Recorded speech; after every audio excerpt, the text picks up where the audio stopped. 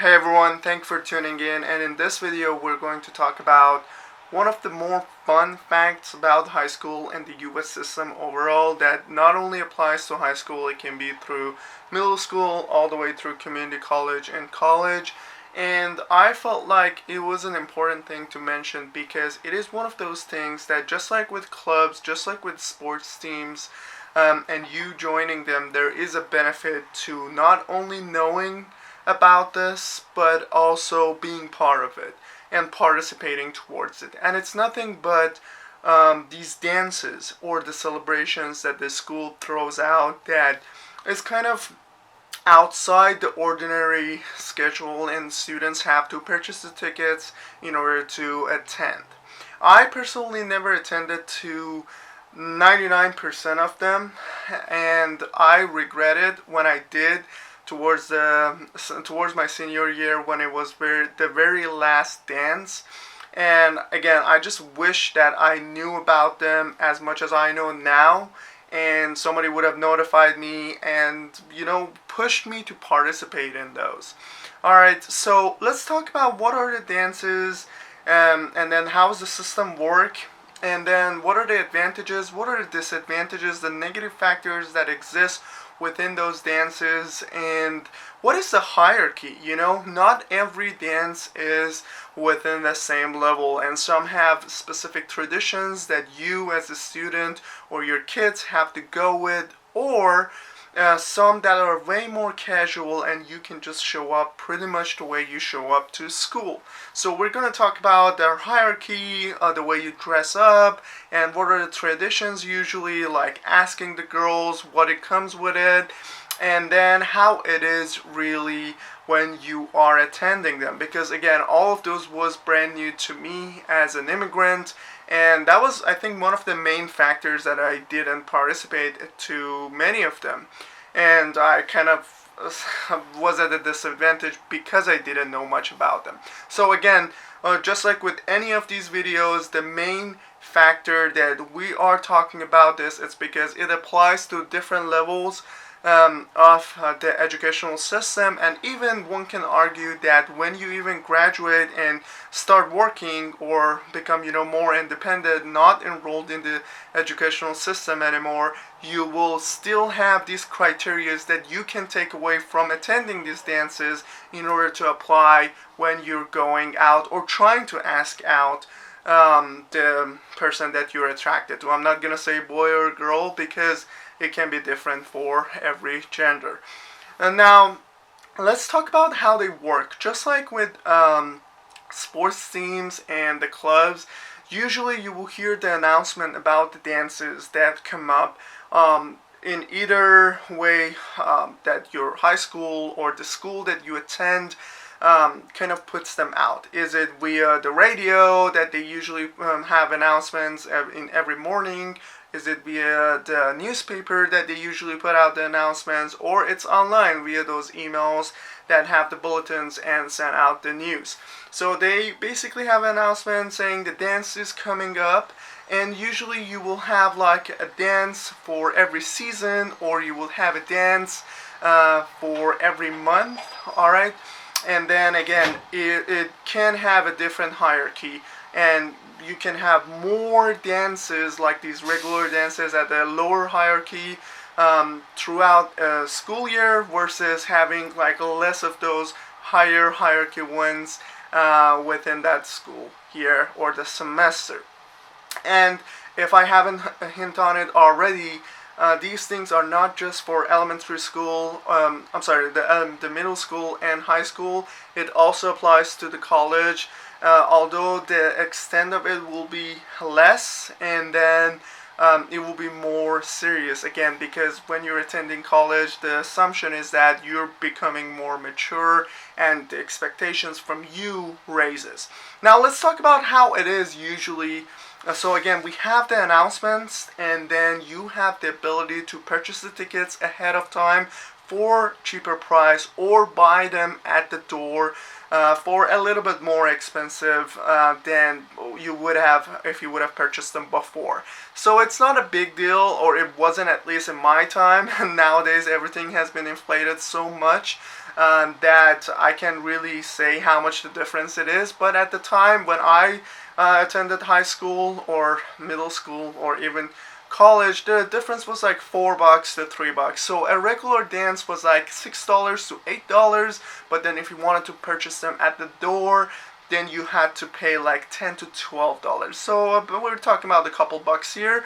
But what is important, and if you haven't watched my videos about the ID card, which a bunch of them are behind me, if you would have had the package, the special package, either it was ASB or whatever your school would call them, you would usually be at an advantage because you can either purchase them sooner or earlier than other students or your peers, or in addition you could get some discounts, which usually wasn't much, especially if you're talking about a $10 ticket. Like for example, they will give like a 10% discount, or like an $8 to get 10% of it. How much would it really be, you know? So the discounts wasn't as big of a deal. However, the opportunity that you could have purchased some of those tickets earlier than other students, I've noticed that it made a difference in certain scenarios.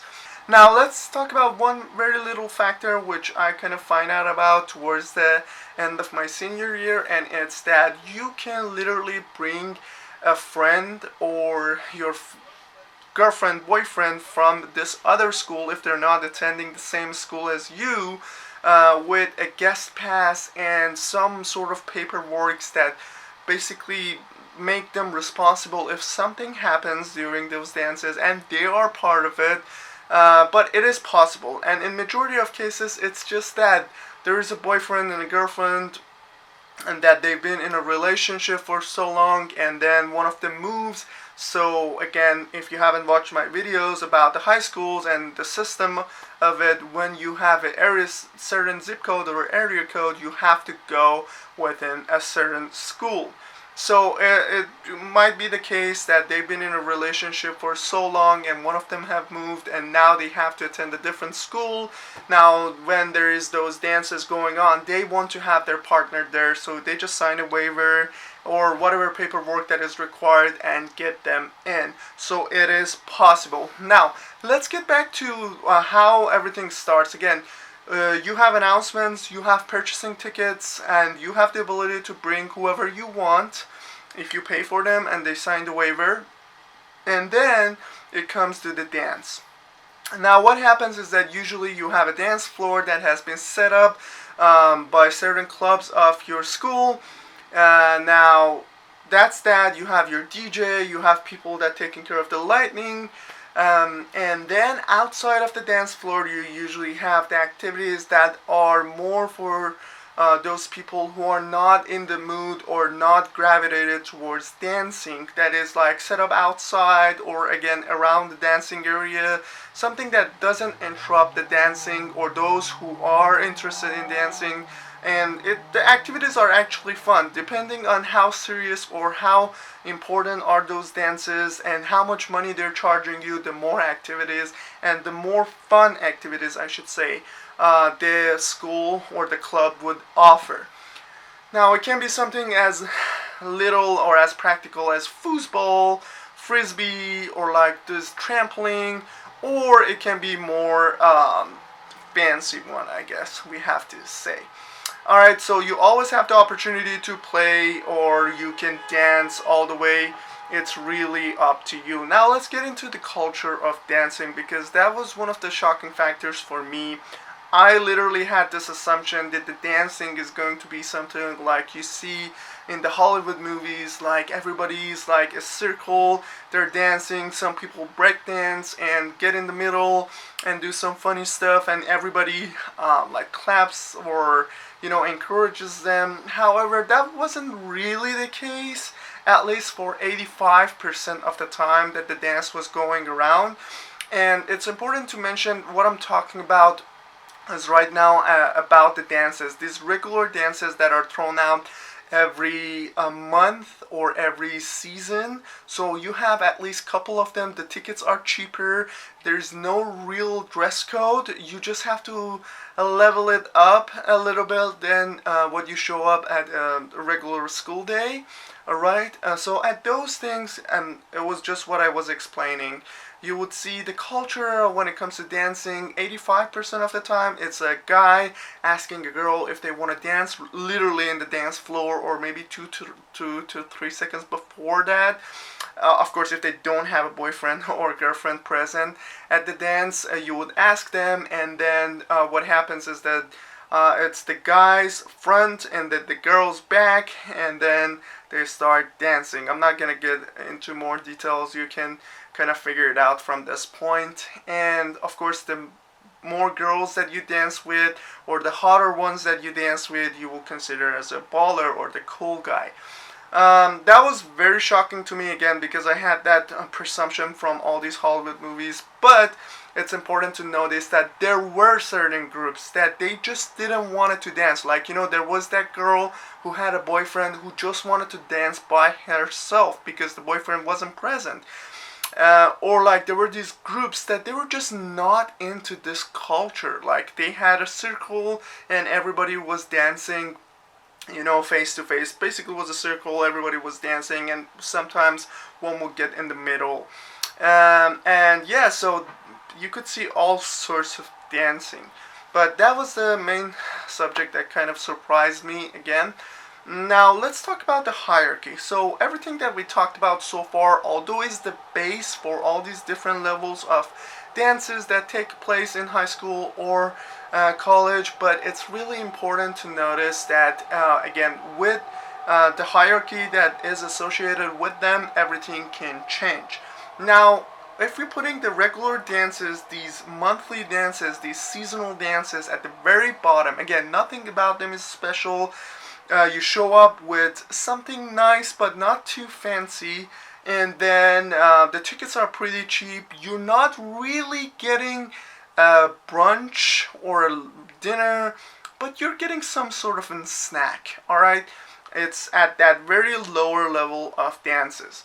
But when you up it and go to like a homecoming or the Sadies, then the culture around that differs. Now, usually with those, there is an association of the asking.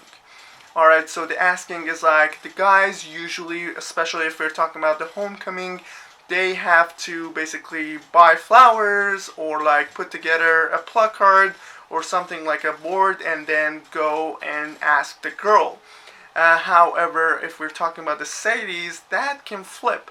Usually it's the girls that are coming out and asking the guys. However, it's only one dance out of all the dances that the ladies have to ask the guys. Usually it's the guys that have to ask the girls. And how does it work is that usually with the more serious one, you need to have flowers, you need to have some sort of show going on when it comes to the asking the girl. Again, it all depends on the individual, but I'm just saying that the limitations kind of changes, or the expectations kind of changes with every dance, especially when it comes to their hierarchy. So you have flowers involved, you have placards involved, all these boards that they have writing on. You have a show going on if the individual is really up to it. So we talked about Sadies and homecoming as the middle section when it comes to the hierarchy, right? And then now let's talk about the very top, which you have seen a bunch of times in all these Hollywood movies, especially if they're around the high school culture or the college. And it's nothing but the prom.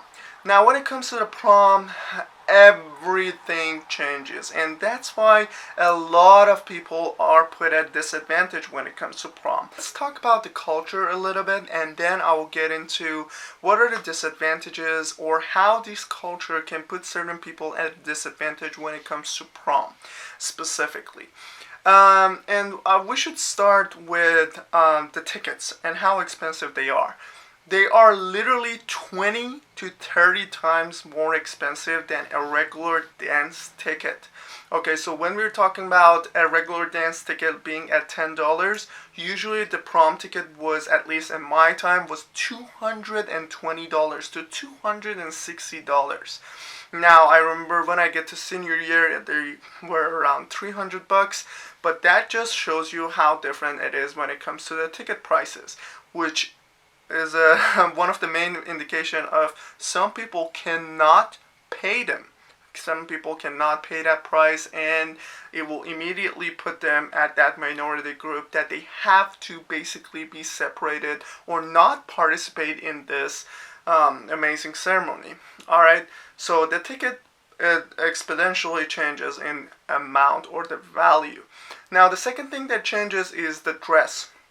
So usually you have a dress code with the prom, and it's that you need to have a tuxedo and a full set tuxedo. Now it can be a 3-piece or it can be a 2-piece, it depends on the individual, but usually you have to purchase them, or it really depends on your social economic status, but you can also rent them as well. However, in my experience, the renting and purchasing, there's not much difference. That's why you would see a lot of time that people have purchased them and then later on they're trying to sell those things. Like it can be the girl's dress prom or the guy's tuxedo, which those will be an amazing deal if you guys want to take advantage of. That was a great hint. Take advantage of those. So those usually will cost you around $300, $200. So we're already at what, $450 if you don't have a tuxedo, of course, for that specific matter. Or in this case, it will be the prom. Now, on top of the tuxedo, you usually need to wear, at least if you're a guy, you need to wear that specific shoe. That shoe is usually has the surface kind of shiny or reflective. That can be pretty penny too, and usually the only occasion that you have to wear them is the prom. So that application is very specific too, and you most likely have to sell them or don't ever use them again. Or you can, but you know it's just gonna be weird. So the shoe is also an expensive one, and again, if you want to look cool, you have to spend that money, but let's say that will cost another $60 to $80. And now these are all the purchase prices from my time. Again, with all the inflation, those things have to be more expensive nowadays. And then in addition to everything, you need to purchase a flower. So for the guys, they need to purchase a flower that goes around the wrist of the girl. You can purchase them from Safeway or any other shop that you know, like specific flower shops. But usually the price for those were like about $20 to $30. Again, those were back in the days. And then the girl would purchase a flower for you or the guy that you will put literally in the pocket or in that little section on the top of your tuxedo. And that can, I don't know, I've never purchased that because I wasn't a girl, but that I assume would go around $15. Now the flower, if you are really not that picky about the prom, can be set aside, but usually the shoes and the tuxedo is something that majority of people purchase. And I've ever seen that people sometimes don't even purchase a shoe and just show up with their regular shoe, which I think it's a perfect idea, because why would you purchase something so specific to one application that which you can really use them in other occasions? I think that's stupid, and that's a stupid culture, but again, it is what it is. So flower and the shoes, those are the factors that can be left out. And the very last one is the limousine, or like those very nice cars that the guys show up with in order to pick up their date, their girlfriend, or whoever it is that is going with them to the prom. Now, at my time, the culture was kind of developing around the idea that, guys or the couples will come together and purchase a limousine or rent a limousine for that night. However, for the majority of the time, or at least in the area that I attended high school, the kind of tradition was that one couple would rent a limousine and show up to the dance, which was extremely expensive at the time. At least I couldn't afford it. I couldn't afford a lot of things, and that's one of the reasons that I've only attended prom 1 year out of the 2 years that I was qualified. Now, this is a specific time, or I think it's a related time to talk about the prom year or the prom age that you can attend. It's usually your junior or your senior year, unless you're a sophomore or freshman and you are being asked by someone who is older than you, which in the case of the girls, that will be a lot of cases that I have seen. happening. However, with the guys, that will be more rare. Of course, if you're on the handsome side, then you don't have to worry about that. So with the prom, the whole culture, again, the tradition is different, the ticket is different, which again is one of the factors that kind of force some people to be left out from this amazing ceremony. And then the other factor is that with the prom is usually when you see people will go all out when it comes to that asking portion of it. Like, asking their opposite sex or their partner to go out with them. You will see that a lot of people will purchase expensive flowers. They will put together these amazing shows that are costly. And in order to, amaze the people that they're trying to go out with and show them that they're valuable to them. And that can be costly, and of course it can put some people at disadvantage because some are just shy. They don't want to be seen asking other people out. They are not really among, the majority of people or the majority of students. So there is a possibility that they don't get picked on. Especially if they're a girl, all of those things will put those people at disadvantage. However, I've learned something very unique towards the end of my senior year, and it's that with the money portion of the prom, because everybody knows it's so expensive, for at least the ticket portion, alright? That's very important to emphasize. For the ticket portion, you can apply for certain scholarships within your school. At least that was the case with me or my high school, and I didn't know that.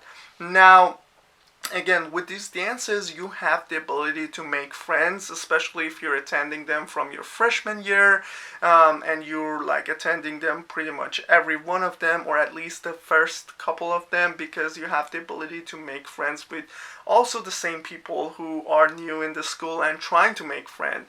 And if you are an immigrant, that will be a perfect opportunity to learn the culture more and to force yourself to practice the English that you're learning in every class. Because, at that point, when you are asking a girl, when you are asking a guy, when you are starting a conversation, now you're forced to put into work all those things that you have learned. So those could be amazing factors: making connections, practicing your English, learning about the culture. And guess what? This thing is going to be the same in college as well. Now let's talk about that real quickly. When it comes to college, at least from my experience, of course, you have all those parties that are going on with the frats and sororities. I'm going to put together a video about that so we have more information about that as well. But the school also throws out some of these dances. However, again, as I've mentioned in the beginning of the video, the expectations with those dances are much higher. So the way you dress up and all those things that you have to do, it's kind of have to be at a higher level. Now, in my experience, I've noticed that a lot of people actually start to not participate at those school dances when it comes to the college or four-year university. However, you will see a lot of them attend those when they're in high school. Of course, I think because now they can have the possibility of throwing these parties to their liking and take it to the extreme level without having those people to overlook them. We're talking about the college parties, versus in high school they didn't have the chance, or middle school they didn't have that chance because they were underage or their parents were concerned about them. So that could be one of the factors. Regardless, that will be something that can be also happening in four-year universities, colleges, or even some community colleges. Now, let's talk about how it will kind of contribute to you, or kind of help you when you get out of the educational system, because this is something that you are practicing, especially when it comes to prom. Maybe they're trying to put together these ceremonies, everything as something that you're getting married, so at least you have a little bit of the idea. Or when it comes to the dances, when you show up to the dance floor and you have to ask a girl out, it will be something similar that you have to do when you show up to the clubs. So in that sense, you're kind of getting prepared, you're kind of getting to know the culture, especially if you're an immigrant. So if that's your thing, you will have an advantage in future.